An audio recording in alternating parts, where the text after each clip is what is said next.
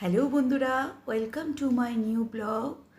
শুভ পয়লা বৈশাখের অনেক অনেক আন্তরিক শুভেচ্ছা তোমাদেরকে, তোমাদের পরিবারের জন্যে সমাজ ডায়েরির পক্ষ থেকে রইল। এই মিষ্টিটা আমি পয়লা বৈশাখ উপলক্ষে তোমাদের প্রেজেন্ট করলাম। রেসিপিটা অসাধারণ, খুব সহজে 1 কিলো দুধে কী করে পনির করে মিষ্টিটা তৈরি করলাম চলো তোমাদের সাথে শেয়ার করি।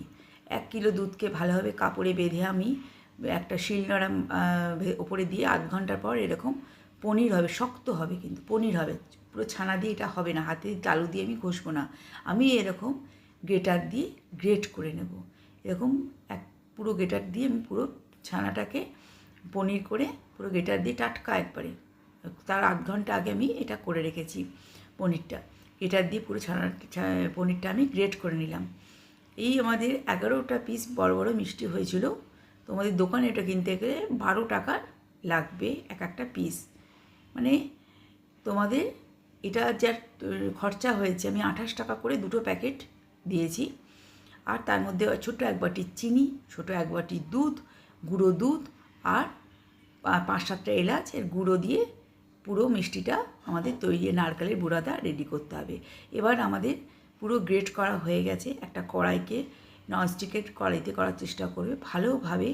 কড়াইটা গরম করার পরে আমি এইখানে যে আমি গ্রেট করা ছানাটা কিংবা পনিরটা আমি দিয়ে দিলাম। ছানাটার থেকে পনিরটাই সব থেকে ভালো মিষ্টিটা হবে। ছানা থেকে বন্ধু পনিরটা এভাবে গ্রেট করে করবে, বেশ দানা দানা রইবে।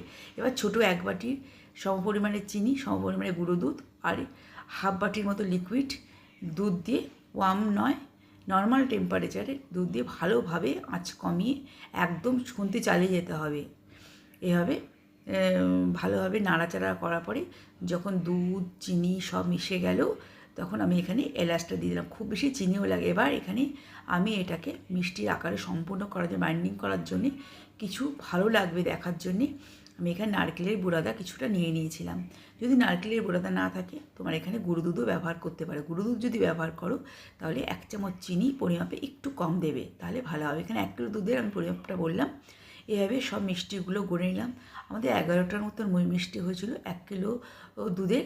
খুব ভালো হয়েছিল। ছানা হয়তো 200 গ্রামের মতন পনির হয়েছিল মনে হয়, আমি ওইটা মাপিনি।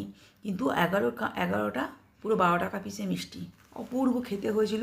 তোমরা অবশ্যই রেসিপিটা ট্রাই করো বন্ধু। ভালো লাগলে রেসিপিটা বন্ধু বান্ধবের মধ্যে শেয়ার করো। অবশ্যই একটু ঠান্ডা হয়ে গেলে হাতে একটু ঘি মাখিয়ে এরকম করতে পারো। আমি হাতে ঘি মাখাইনি তাই তোমাদের দেখাইনি। সব মিষ্টিগুলো তৈরি হয়ে গেছে, দেখো বন্ধুরা কি সুন্দর অপূর্ব হয়েছে। এবার তোমাদের একটা মিষ্টি ভেঙে দেখাবো, ভাঙতেও কোনো অসুবিধা হচ্ছে না। এবার এটাকে 15-20 মিনিট ফ্রিজে রাখলে খাওয়ার উপযোগী খুব সুন্দর হয়ে যাবে। তোমরা এই রেসিপিটা ট্রাই করতে পারো। রেসিপিটা যদি ভালো লাগে লাইক শেয়ার সাবস্ক্রাইব করবে বন্ধুরা, অবশ্যই এইভাবেই পাশে থাকবে। আবার দেখা হচ্ছে নতুন ভিডিওতে। নমস্কার।